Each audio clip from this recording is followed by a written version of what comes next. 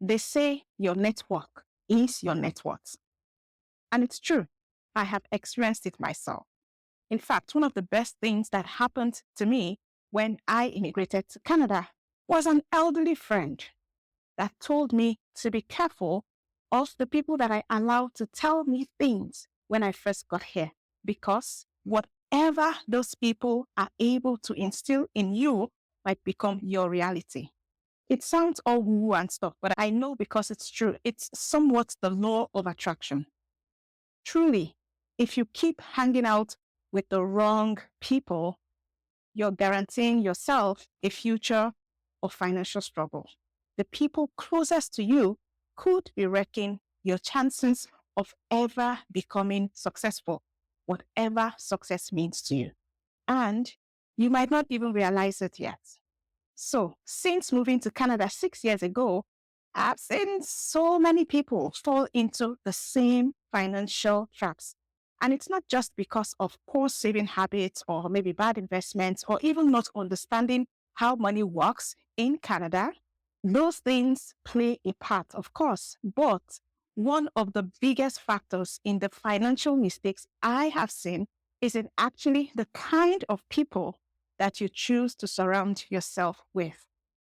Whether it's friends, colleagues, or even sometimes family, there are certain people who can pull you down and prevent you from ever reaching your financial goals. And this is not just about money or money goals. It could be any goals. And today, to commensurate 6 years in Canada, I am going to break down the 6 types of people that I think could ruin your financial future if you allow them, and how to distance yourself from them before it's too late. So at number 1 are the dream killers. Oh my God. Just the thought of it. These are the people who never see the potential in anything you do. It doesn't matter if you have the best thought out plan or even the most ambitious financial goals. These people will always find a way to shoot you down. They say things like, that's too risky, or why are you even trying? You'll never make it. They are toxic people, and some of them, sadly, are family members. When I first moved to Canada, I had big dreams. I wanted to invest, I wanted to build wealth and create a stable financial future for myself and my family. But every time I shared these plans with certain people, all I got was negativity. You're wasting your time. They would say, you'll never succeed as an immigrant.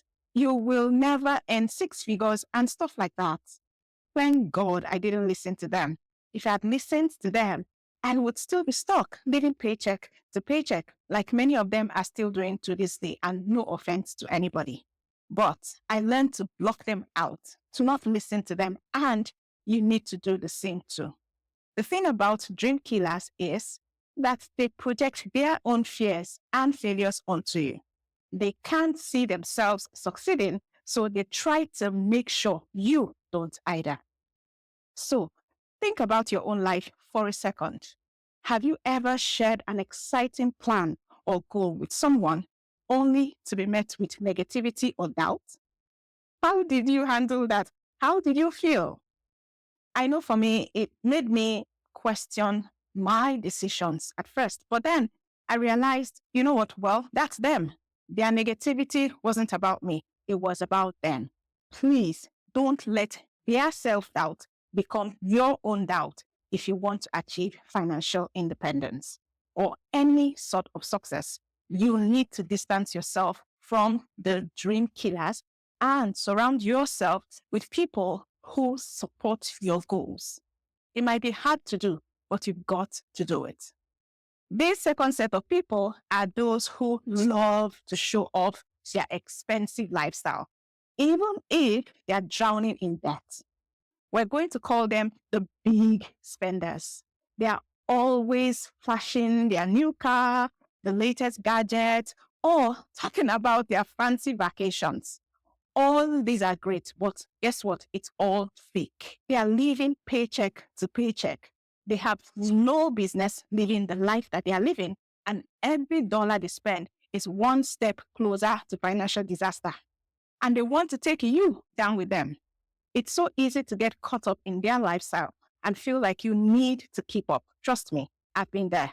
A few years ago, I had a colleague who would always come to work with the latest tech, new phone, new clothes, new shoes, new laptop, new this, new that, you name it. I felt the pressure to upgrade my own stuff, even though I knew it wasn't the smart financial choice to make.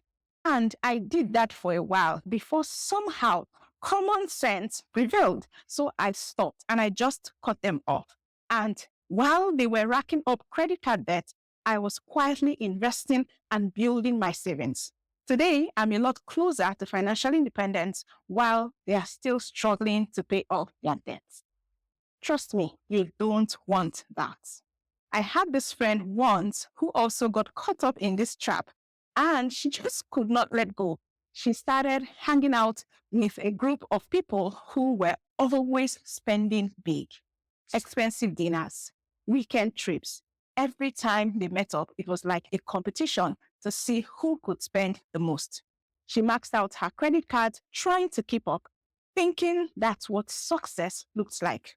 Eventually, she realized it wasn't sustainable and she had to pull back, but the damage was done.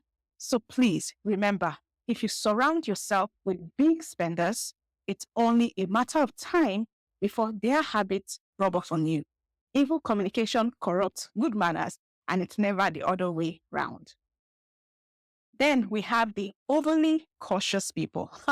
They are not bad people per se, but they are just terrified of taking any risk, whether it's financial risk or otherwise. They stick to low interest savings accounts, avoid the stock market completely like it's COVID-19, and they refuse to invest in anything that isn't 100% safe. Now, don't get me wrong, being cautious is important. I definitely recommend that. But being too cautious can hold you back. You would never try anything new, and so you would never make any big progress. And funny enough, I used to be one of those people. I was so risk averse that I thought that putting money in a savings account was the safest thing that I could do. But when I saw that inflation was eating away at my savings faster than I could grow them, I began to try more risky investments. And if you have friends like that, hey, they will never support it if you try to venture out. And it's even worse if that person is your spouse.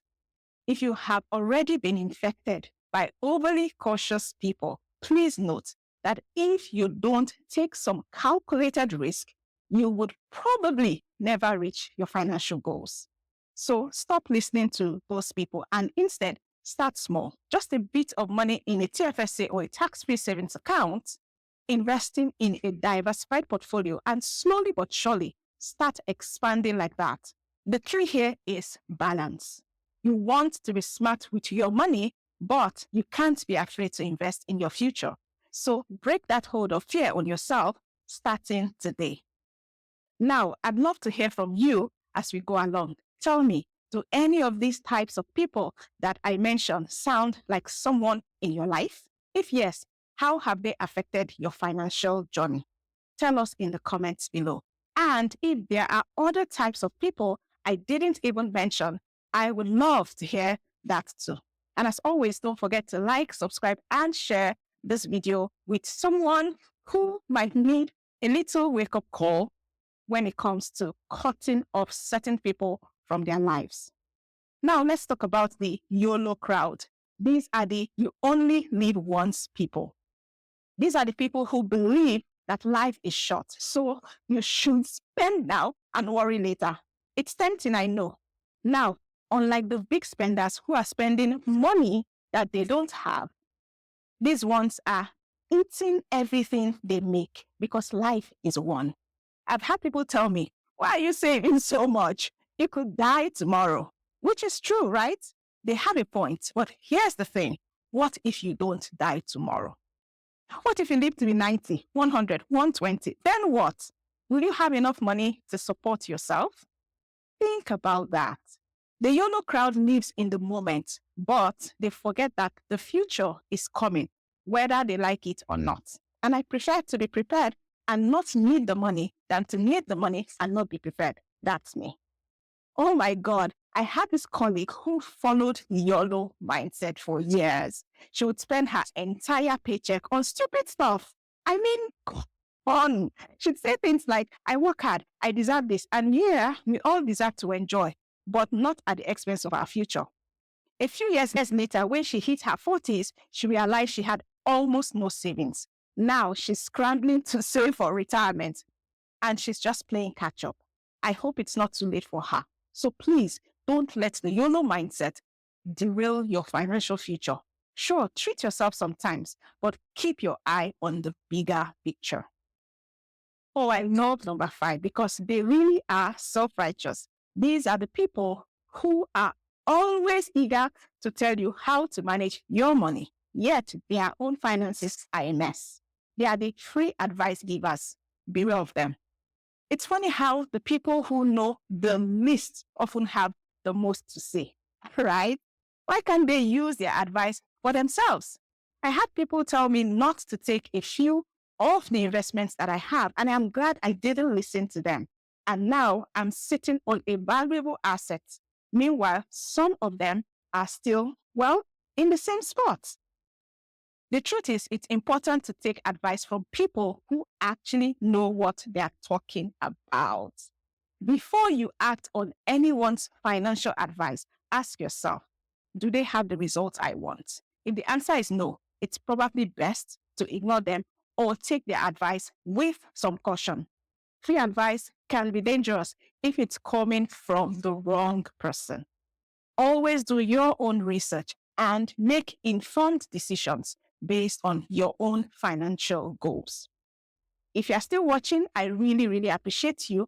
And I hope you don't just watch, but you actually like the video and subscribe before we end the video. Thank you so much. And at number 6, we have the complainers. Oh my God. They complain and complain and complain. Everything is negative for them. These are the people who are always blaming external factors for their lack of financial progress. The economy is terrible, you see. Taxes are too high. I can't get ahead because of the government. Or, my personal favorite, it's because I am an immigrant. They are never grateful, not even for the sunshine.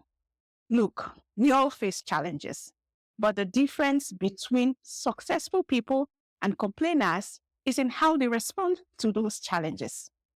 Now, while the complainers are busy pointing fingers, successful people are finding solutions. I have tons of examples of complainers in my life. Do you know those people that call you and by the time they get off the phone, you are just drained? It's like they pulled all your energy with their complaints. If you surround yourself with complainers, their negativity will drain you. Instead, seek out people who focus on solutions, not problems. If any of these 6 kinds of people sound familiar, it might be time to take a step back and rethink your relationship with them. If you are the problem and you recognize yourself in any of these 6 types of people, people may actually start avoiding you if you don't change yourself. Remember, your financial journey is your responsibility. So surround yourself with people who support your goals, who challenge you to grow and inspire you to keep moving forward. If you have not watched my scam video, watch it here. It's hilarious. And if you have watched it, check out the other videos on my channel. And I'll see you in the next one.